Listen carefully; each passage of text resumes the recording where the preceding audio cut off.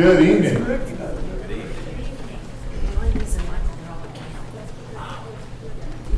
Well, welcome this evening. Glad everybody's here.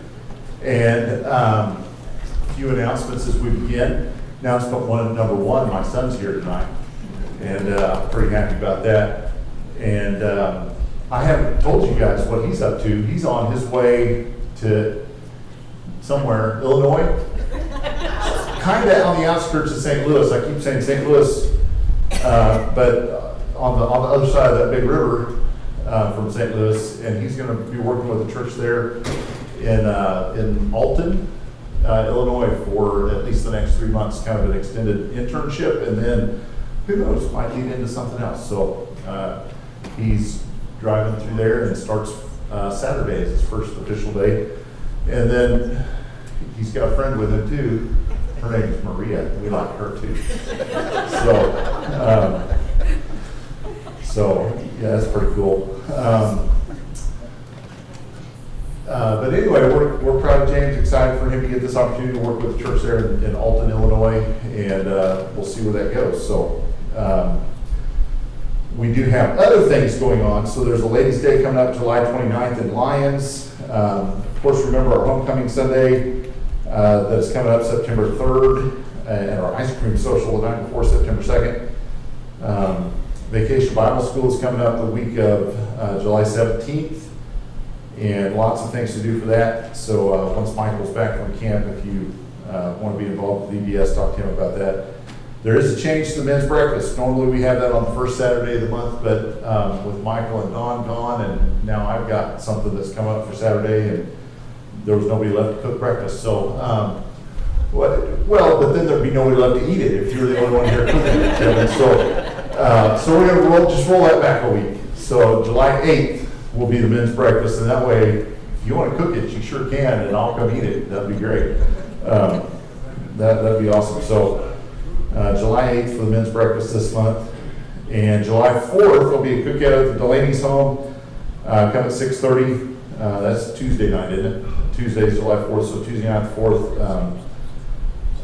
cookout at the Delaney's home, and we can see the fireworks from their backyard and bring sides and desserts and homemade ice cream and lawn chairs and friends. Bring friends too. That'd be fun. Any other announcements we need to make tonight? Okay.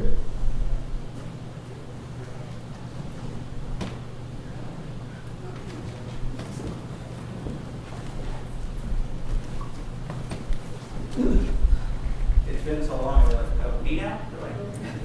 Okay. 162, all hail the power of Jesus. 160. We'll do the first and second. All hail the power of Jesus' name, let angels prostrate fall. Bring forth the royal diadem and crown him Lord of all. Bring forth the royal diadem and crown him Lord of all. He chosen seed of Israel's race, he ransomed from the fall.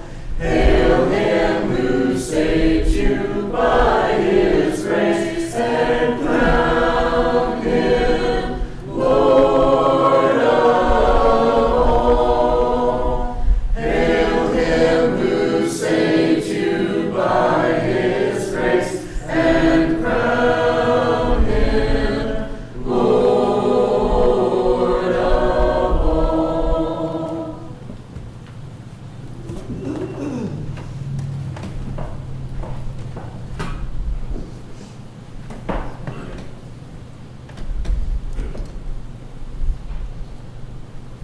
Father in heaven, Father, thank you for being a great and awesome God. Thank you for being never changing, for taking care of us, blessing us, and giving us mercy and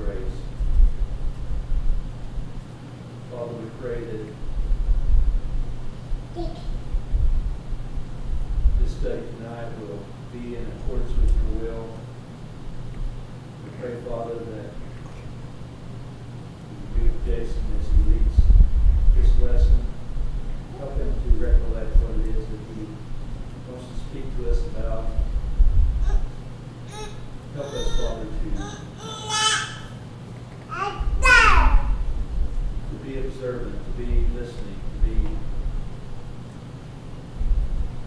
just things that we need to do to be closer to you. Father, we pray for those that were unable to be here. We pray, Father, that you would bless them, that they may return to the next point in time. Father, we know that there's just a lot of people that are suffering from various illnesses, surgeries. Father, we pray that just the right things may be done to help cure them, to heal them, to help them recover, to be able to live their lives better. Help us to live our lives better always for you. In Christ's name, amen.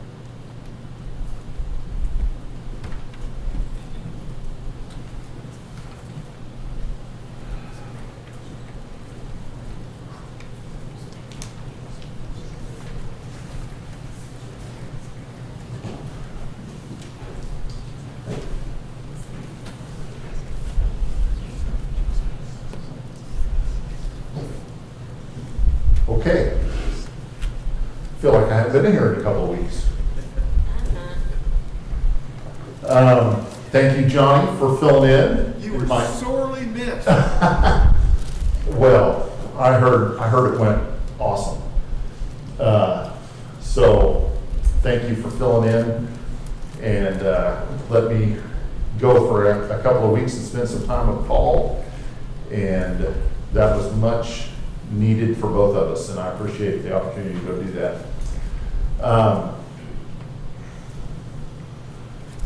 We are in Isaiah, and Johnny covered chapters 43, 44, 45 over the last 2 weeks. And we are ready then for chapters 46 and 47.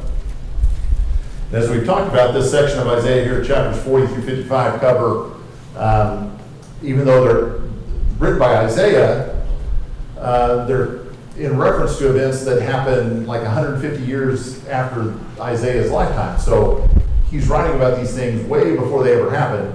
And we have no problem with that because we don't mind talking about prophecy and understanding that God knows things before they're going to happen and all those things.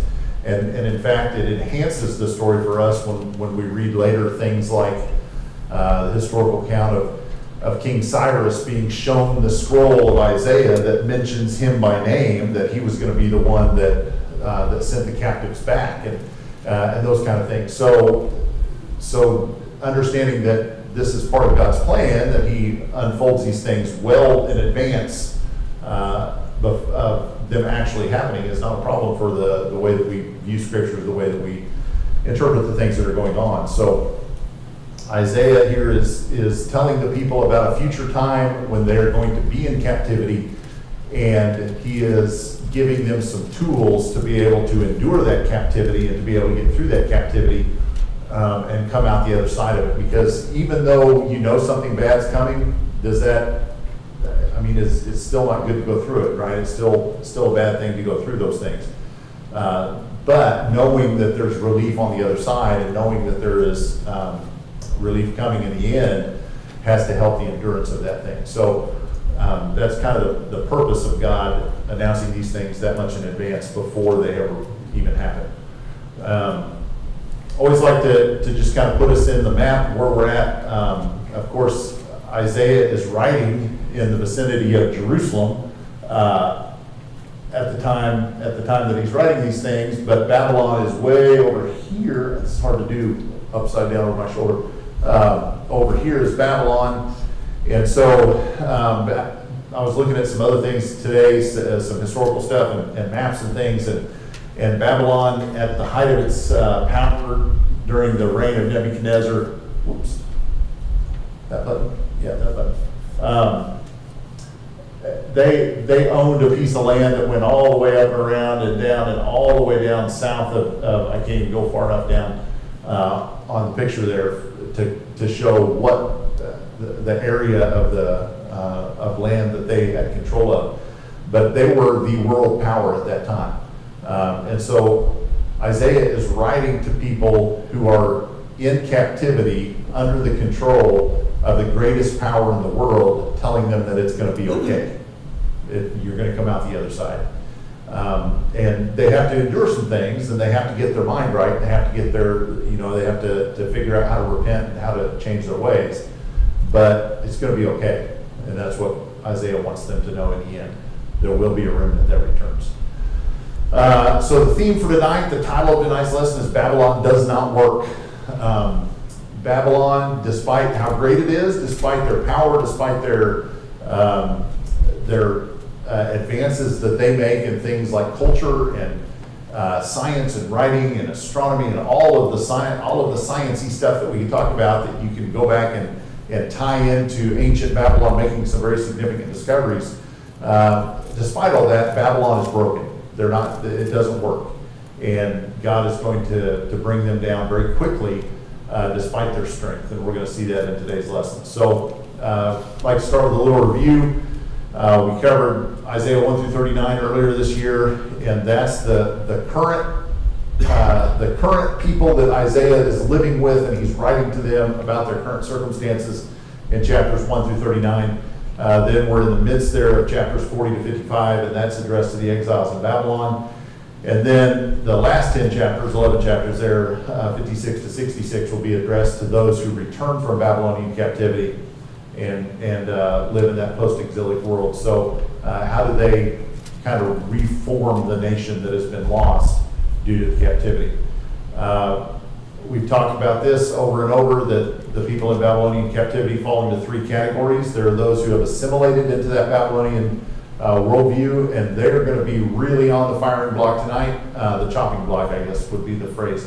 Isaiah is really going to let them have it tonight, because those people who have adopted Babylonian way of thinking, and then to find out that the Babylonian way of thinking is not good, they're going to get their comeuppance tonight, kind of the things that Isaiah says to some of them.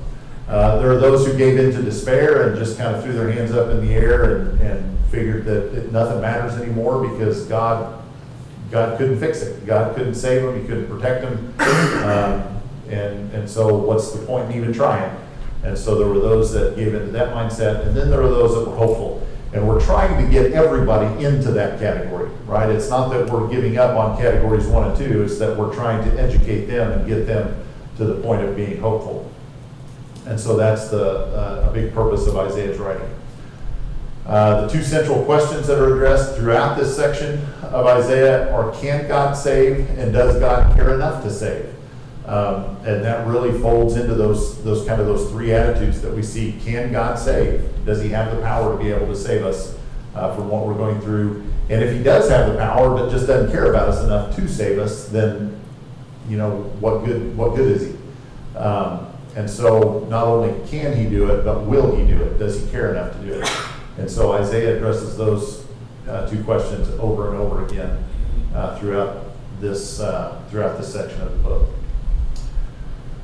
So for tonight, if you have one of the handouts there at the back there, George, I bet can help you. If you don't have one, and raise your hand, George can bring you one real quick. There we go. Thank you, George. Isaiah 46 explains the emptiness of Babylonian theology. So their view on God,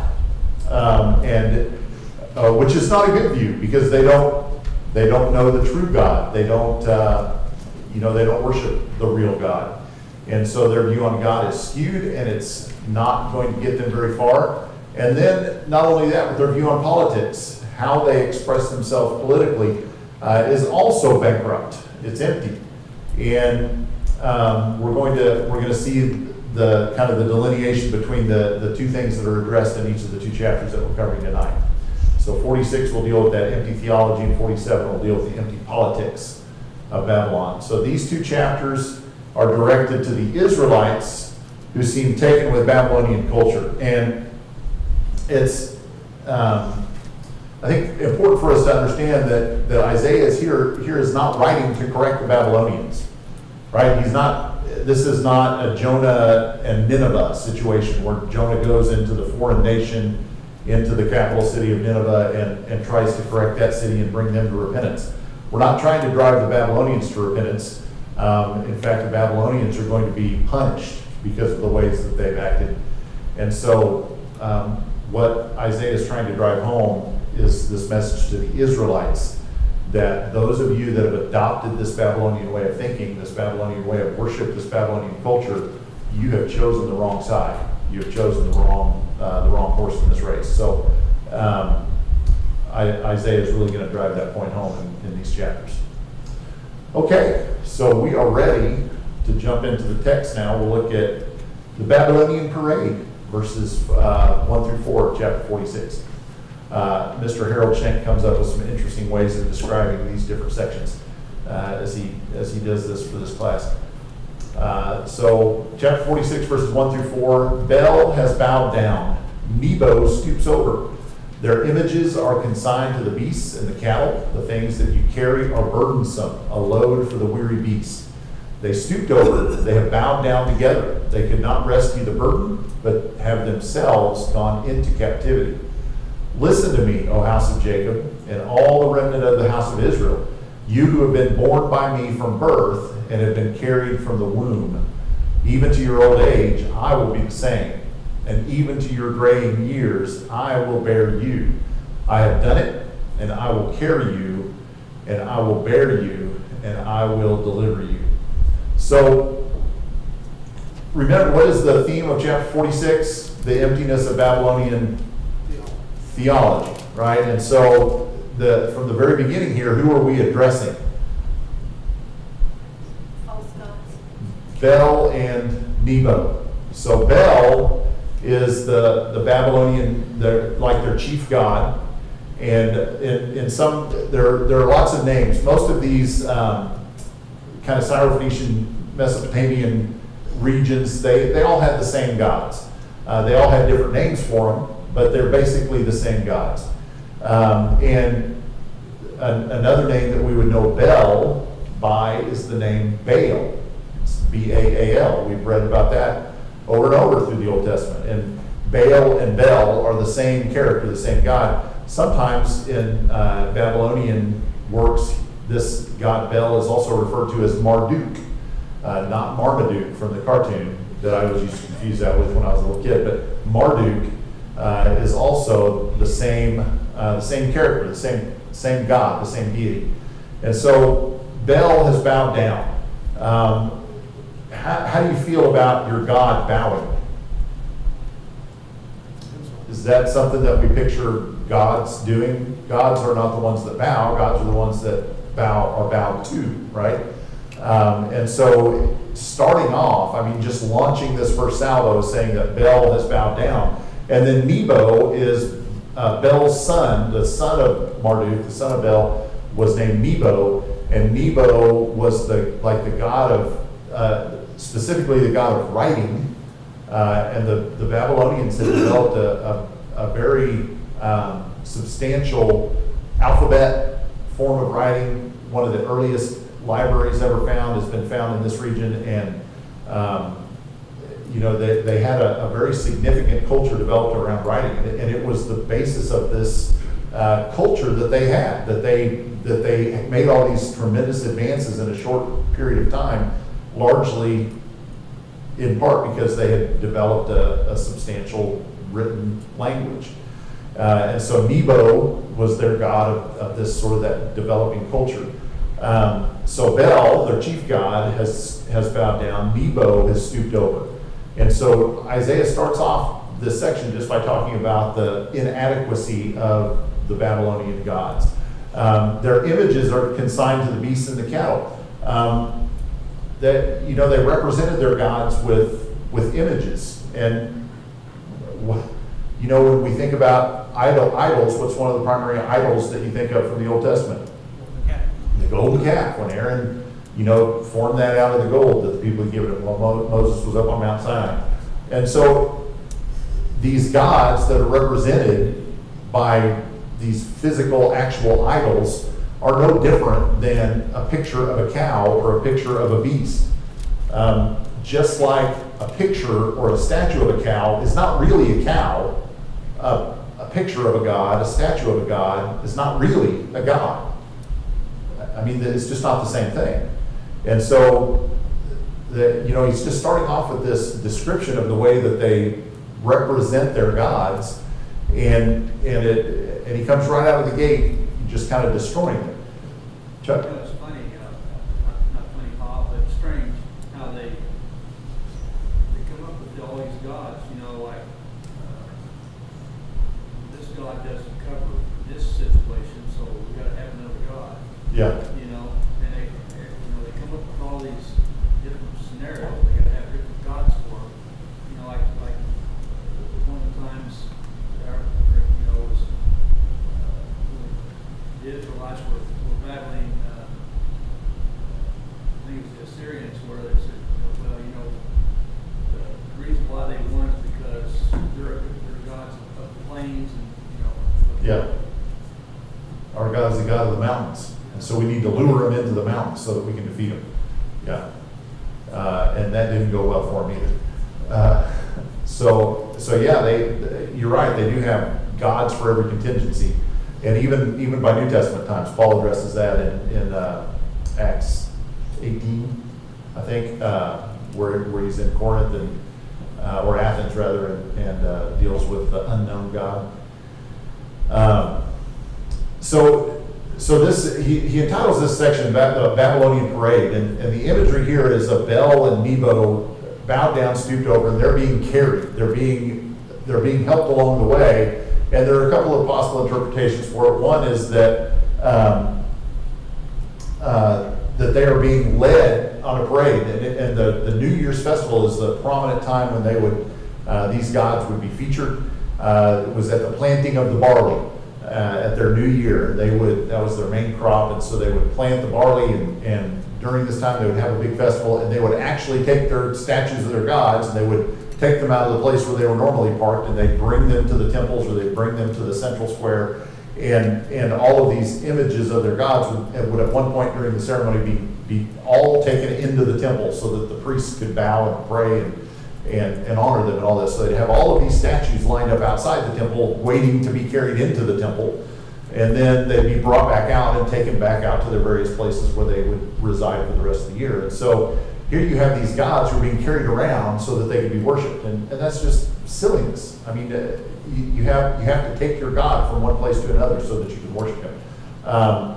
And then the other possible interpretation that some have posited for this is that at the destruction of Babylon, when Babylon fell as a nation at the hands of Cyrus the Great, the Persian king, there are accounts of the priests taking their gods and evacuating the city, leaving the city and carrying their gods out because they didn't want the gods to fall into the wrong hands, And so here you have the gods being taken into captivity, in a sense, by their own priests as they are being escorted out of the city ahead of Cyrus coming in. And so either way, that's not flattering for the Babylonian gods. That's a bad thing to be. And then contrast that with how God describes himself. The next verse is there. You who have been born by me from birth. So here we have these Babylonian gods that are being carried, but God is the one who carries. Jehovah God is the one who carries his people. You have been carried from the womb. So I don't need to be carried by you. I'm the one who carries you.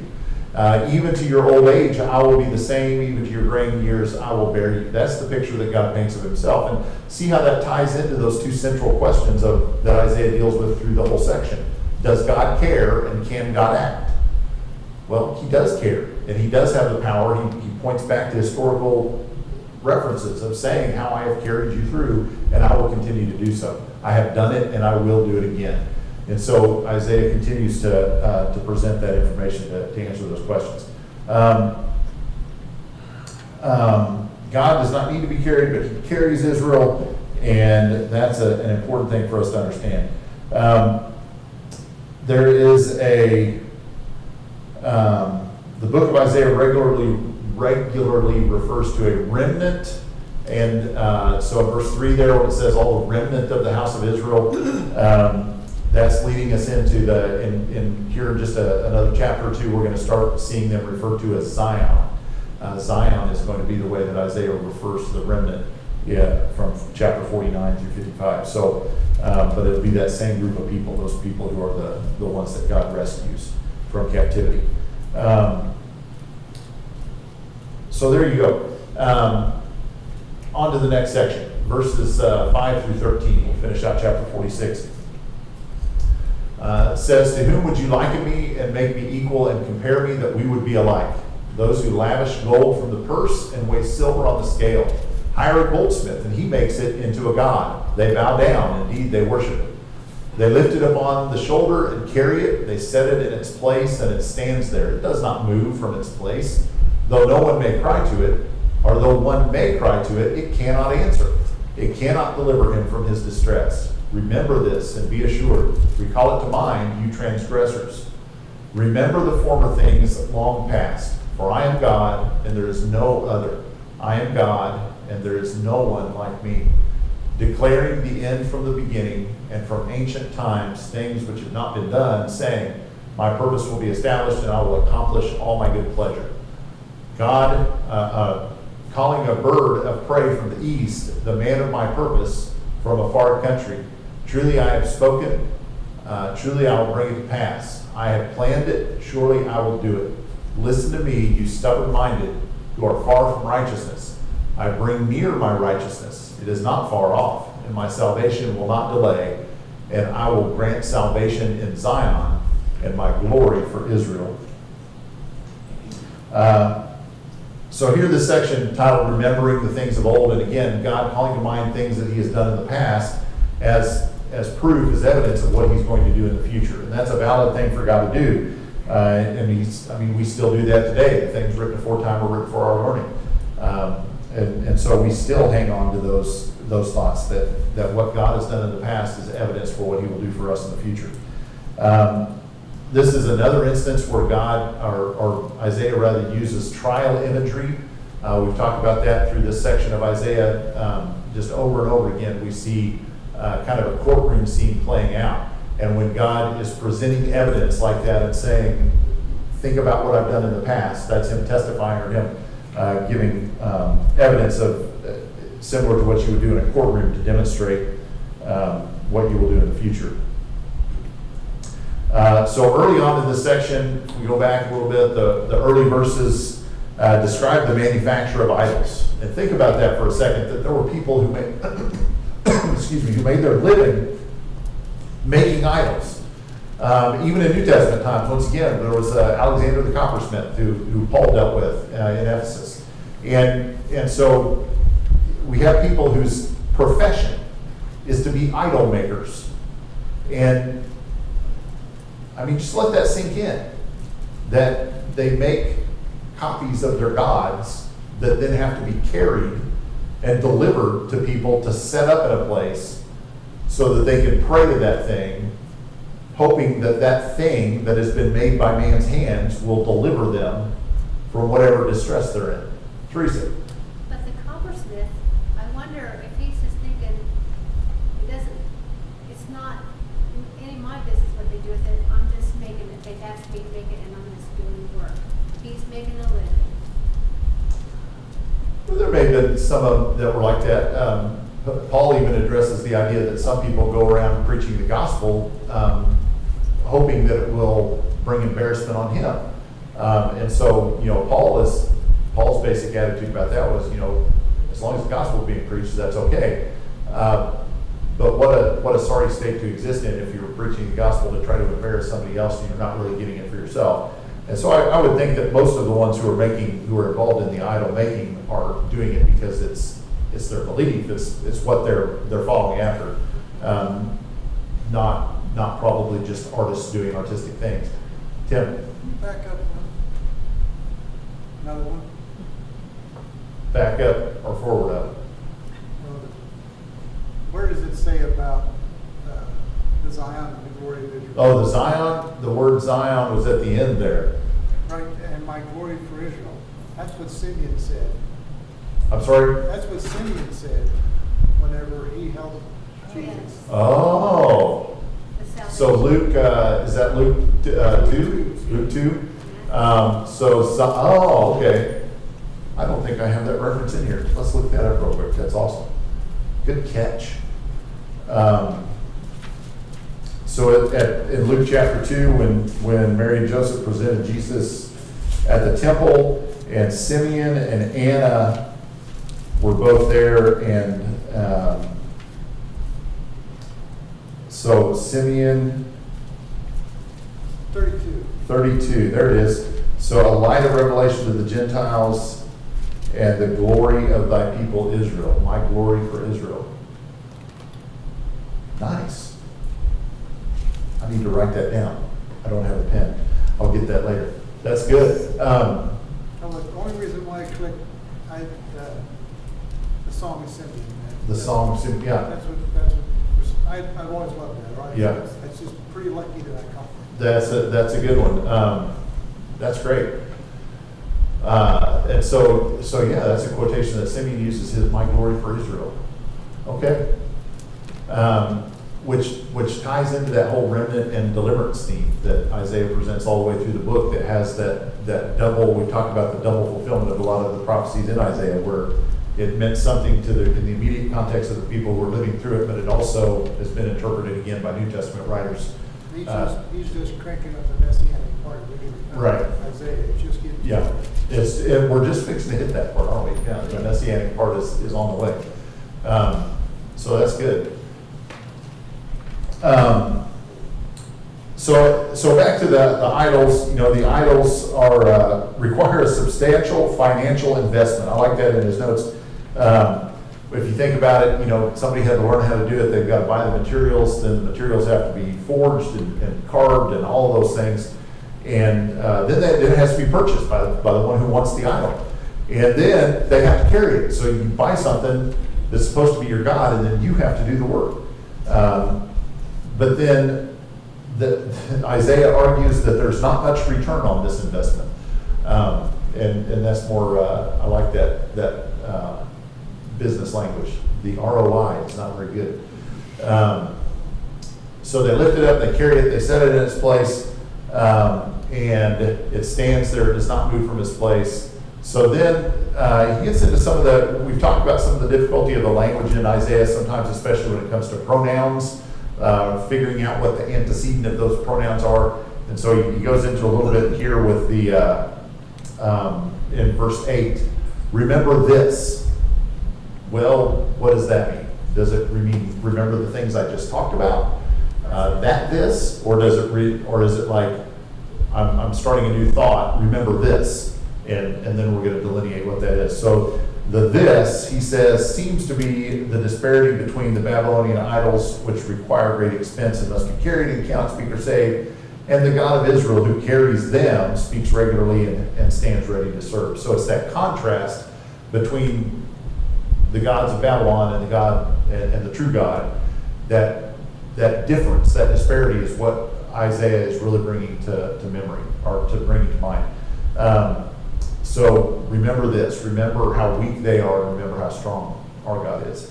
And then the second, says former things, which are verse 9. Remember the former things long past. The former things there refers to God's work in history of announcing events before they occur and then making them happen. None of those idols can do that. They can't announce it ahead of time, and they certainly can't make anything happen that they want to have happen. And so God is calling to mind all of these things, because what are we doing right here in Isaiah? We're announcing things 150 years before they happen. They're going to happen. And remember this. Remember what God has done. He's called it. He's called his shot. And it's going to happen, and you need to recognize it for what it is. Isaiah mentions at least 8 things that God does. You want to list any of those things real quick? Verse 10 declares the end and the beginning. From ancient times, things which have not been done. He does things that no one else can do or has done. He establishes his own purpose. He accomplishes all his good pleasure. He calls a bird of prey from the east, and many see this as a reference to Cyrus coming from Persia, the east, that's going to be the one that overthrows Babylon. The man of my purpose from a far country. I have spoken, and I will bring it to pass. I have planned it, and I will do it. So all of these things, God is just listing all of these things as a contrast between what he does and what the idols are unable to do. This was interesting. 46:10 is a snapshot of the entire Bible. It's the Bible in miniature, declaring the end from the beginning and from ancient times, things which have not been done, saying, my purpose will be established and I will accomplish all my good pleasure. So he says God announces and rules all things. God's word is true and is accomplished. And God's purpose, which includes salvation and redemption, is achieved. So that is kind of just a snapshot of the history of God's interaction with man.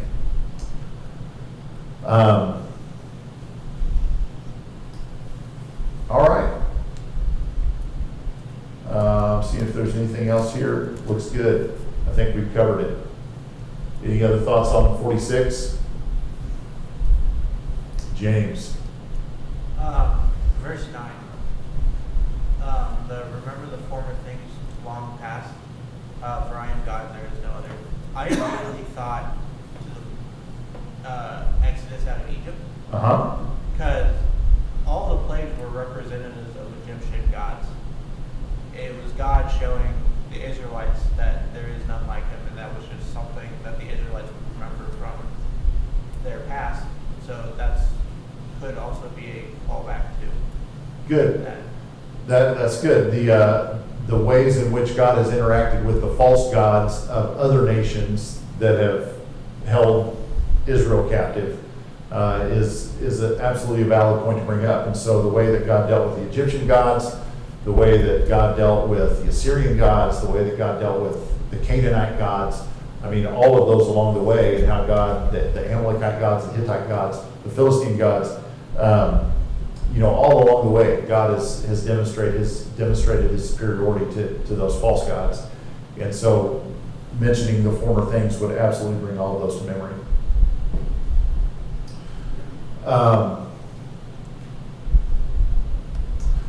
Okay, the striking point of this section is that while Israel continues to resist, God continues to make plans to save them. He does it not for Israel's sake, but for the sake of his own glory. That part kind of hits home. God's going to do the right thing. God's going to do the thing that demonstrates his holiness, that demonstrates his power, that demonstrates his sovereignty, regardless of what anyone else does. And so whether or not the Israelites respond to it or accept it or listen to it, God's going to do it because he does it to honor himself, not to honor them. And so it's our job to get on board with what God's doing, not our job to try to get God on board with what we're doing. And that's an important lesson for them to understand. Maybe an important lesson for us to understand too, if I'm honest. Johnny. If you remember back in the day, Moses would talk to God and tell him and say, hey, if you destroy us out here, it's going to make you look bad. Right. For you need to save us. Right. For your glory and for your honor and for the world to know that you are God, you need to not punish us. Yeah. Yeah, there was a point at which God was ready to wipe everybody out and start over with Moses. And I don't know how that would work, but God had it figured out. And Moses said, if you do that, people are going to say bad things about you. And he was able to make that point in a way that honored God. And so that's right. God is going to be glorified no matter what. All right. Chapter 47 is the failure of Babylonian politics. Could we just skip the word Babylonian and say the failure of politics? Amen. Even failure of politics is oxymoron. Just the failure. That's all we need. We don't even need the word politics. All right. You can drop either one. Yeah, it's almost a double negative. But that doesn't make it positive. No, it does not. Okay. Rough crowd tonight. All right. Isaiah 47, 1 through 7. Change in circumstances. So come down and sit in the dust, O virgin daughter of Babylon. Sit on the ground without a throne, O daughter of the Chaldeans, for you shall no longer be called tender and delicate. Oops. Take the millstones and grind meal, remove your veil, strip off the skirt, uncover the leg, cross the rivers. Your nakedness will be uncovered, your shame also will be exposed. I will take vengeance and will not spare a man. Our Redeemer, the Lord of hosts, is his name, the Holy One of Israel. Sit silently and go into darkness, O daughter of the Chaldeans, for you will no longer be called the Queen of Kingdoms. I was angry with my people, I profaned my heritage, and gave them into your hand. You did not show mercy to them. On the aged you made your yoke very heavy, yet you said, I will be a queen forever. These things you did not consider, nor remember the outcome of them. These verses describe the fall of Babylon, and they're very stark, they're very graphic. And just as Jerusalem is used all through Isaiah to refer not just to the city, but to the entire nation, here we have the city of Babylon being named specifically, but it stands in place of the entire kingdom. And so Isaiah describes at least 8 changes in the circumstances of the Babylonian princess, and we can list those straight from the verses that we just read. The princess becomes a slave girl. She was sitting on a throne, but now she sits on the ground. She was tender, but she has become coarse. She was the one who was served meals made by others. Now she has to make her own meals. She was clothed in fine robes, but now she is naked. She was once carried over rivers, but now she has to wade through the river on her own.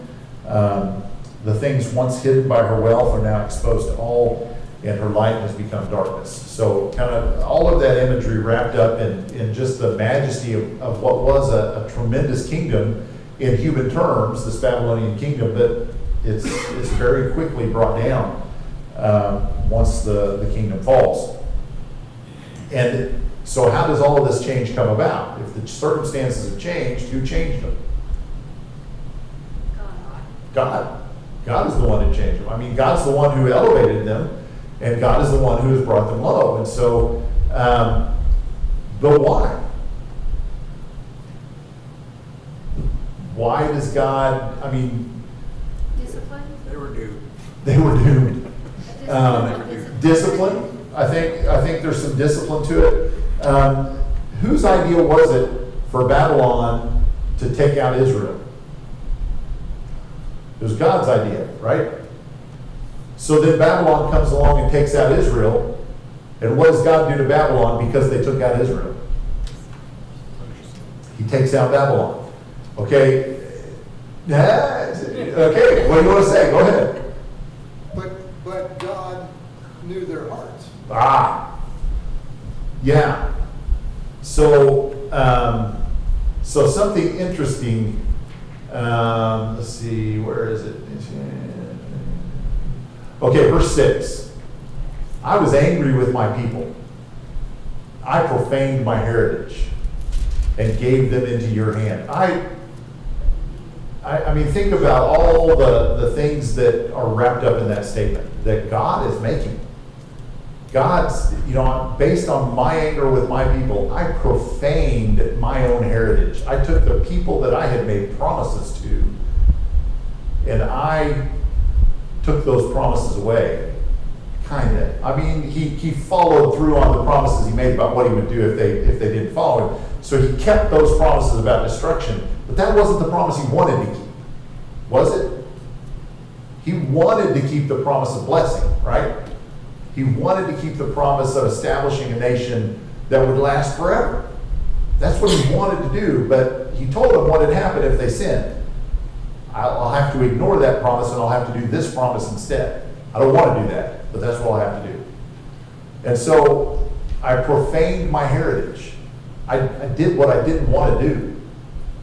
And I gave them into your hand. This was never what I intended, never what I hoped would happen. And when I gave them into your hand, what did you do?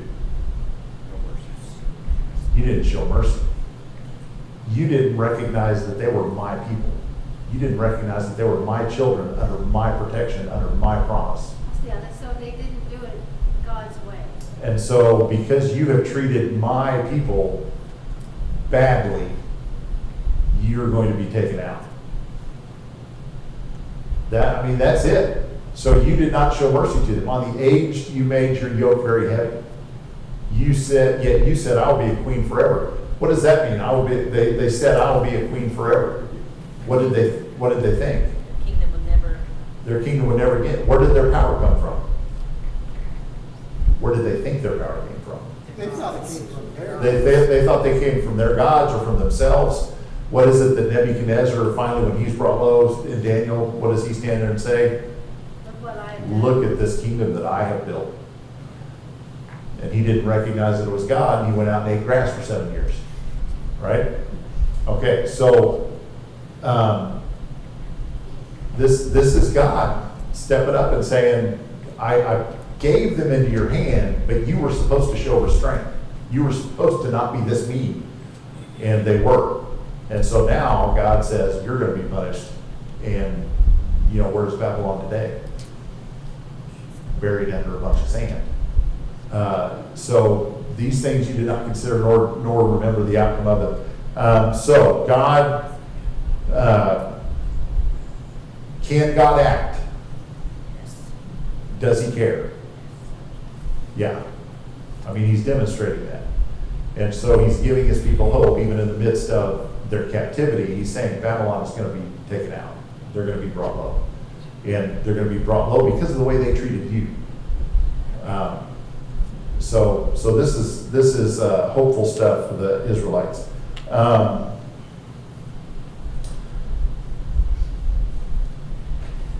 Okay, we got to move on. All right. These verses describe the fall of Babylon. We already talked about that. So let's wrap up chapter 47, verses 8 through 15. Now then hear this, you sensual one, who dwells securely, who says in your heart, I am, and there is no one besides me. I will not sit as a widow, nor know loss of children. But these two things will come on you suddenly in one day, loss of children and widowhood. They will come on you in full measure, in spite of your many sorceries, in spite of the great power of your spells. You felt secure in your wickedness and said, no one sees me. Your wisdom and your knowledge, they have deluded you. For you have said in your heart, I am, and there is no one besides me. But evil will come on you, which you will not know how to charm away, and disaster will fall on you, for which you cannot atone. And destruction about which you do not know will come on you suddenly. Stand fast now in your spells and in your many sorceries, with which you have labored from your youth. Perhaps you will be able to profit. Perhaps you may cause trembling. You are wearied with your many counsels. Let now the astrologers, those who prophesy by the stars, those who predict by the new moons, stand up and save you from what will come upon you. Behold, they have become like stubble. Fire burns them. They cannot deliver themselves from the power of the flame, nor will there will be no coal to warm by, nor a fire to sit before. So have those become to you with whom you have labored, who have trafficked with you from your youth. Each has wandered in his own way. There is none to save you. Wow. Who wants to be the recipient of those verses? Don't sign me up for that. I just keep thinking about in modern terms today, people live their lives of wanton pleasure, whatever that means for them. And in the end, and then still think that God should be there when they're at the end of their lives, even though they've never called on him. Yeah. God, in the Old Testament, he disciplined people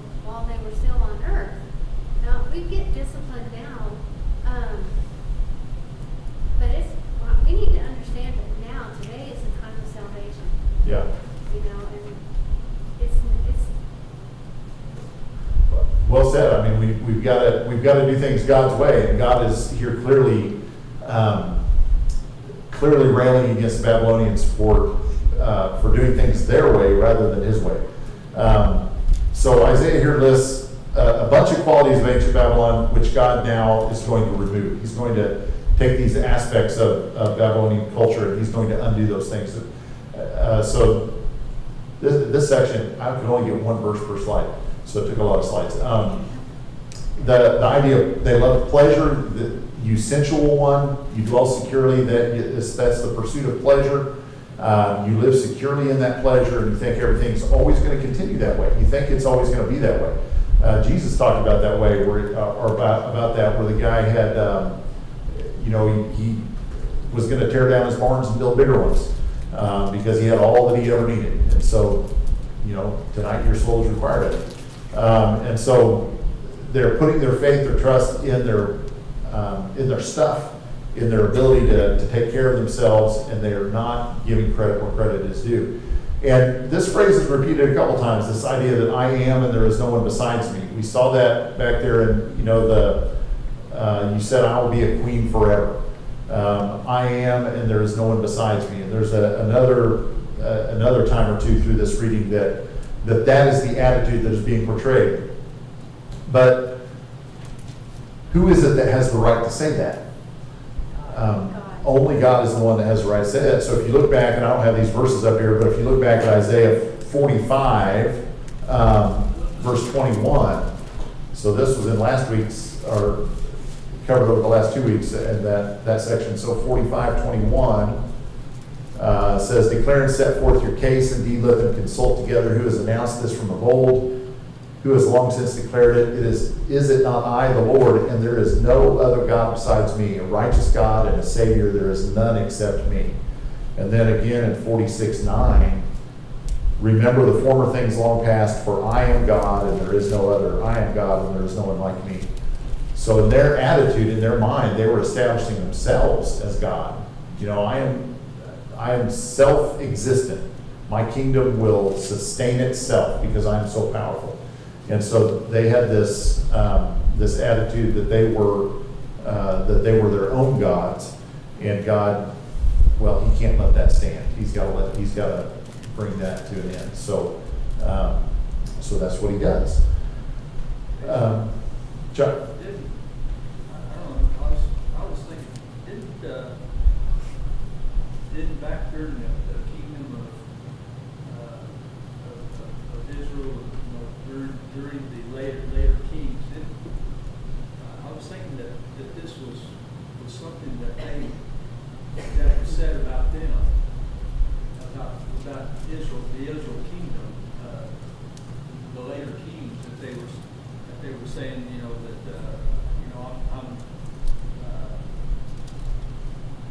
I'm secure, I want to citizen. I was thinking that was something that was previously said about the Israel kingdom.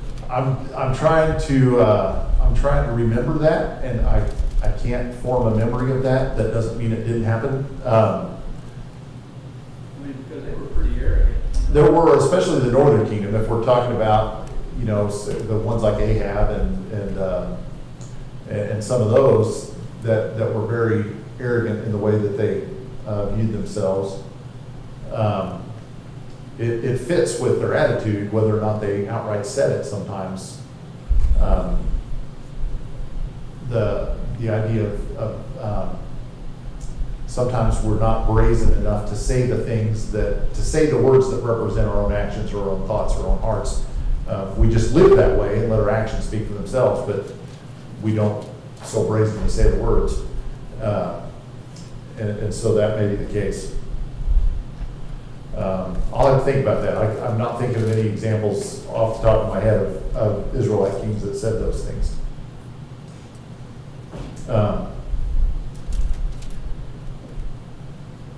So one final thought, especially as we relate this back to those.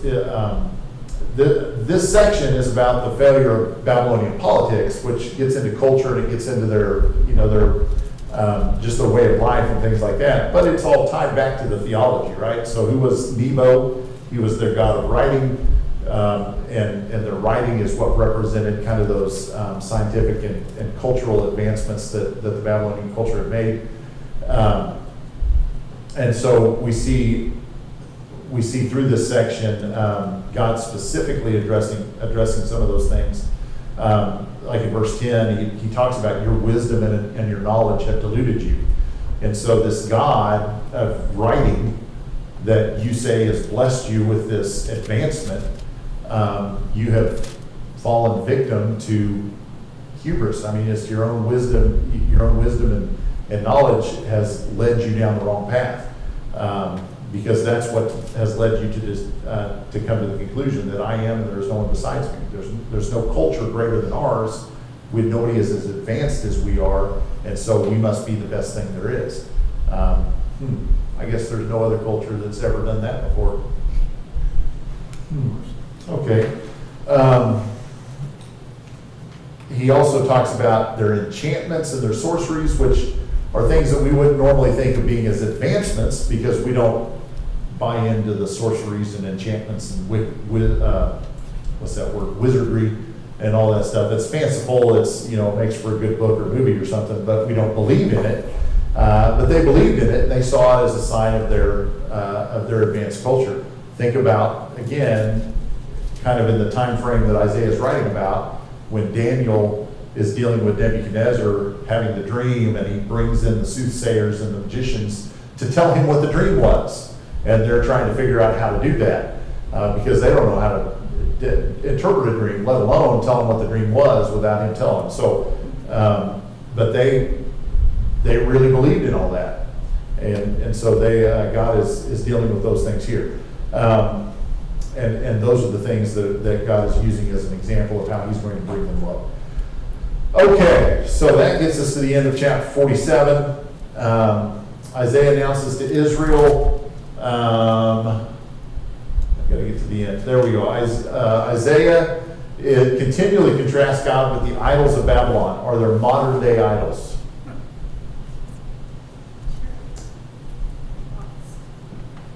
American Idol. That's a show, isn't it? America's Idols? What would be America's Idols? Anything that we put before God, or. That's a Sunday school answer. Anything we put before God is an idol. Yes, that's true, but I want name names. I want specifics. What? Pleasure. Power, money. Well, we're doing the same thing in this country in that we're replacing what God has said is righteousness and love and what it's supposed to be, and we're doing those things like they were doing with their witchcraft and all of that. We're taking evil stuff, pushing God aside and saying, look how great we are because we accept this. We can do this. And it's nothing but evil and putting God aside. Okay. Yes. And so I think what is the idol that, I mean, they had their idols. They had Bel, they had Nebo, they had all these, but who is it that they were putting in the driver's seat? Themselves.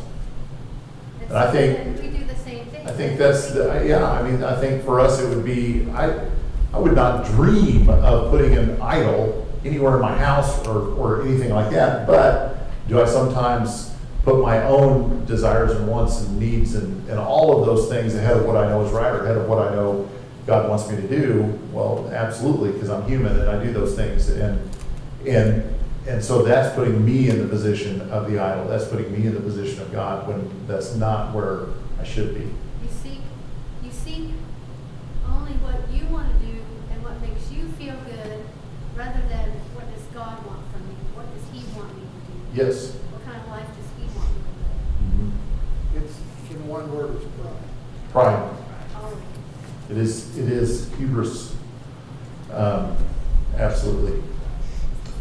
Next week, Isaiah 48. Thank you for your attention.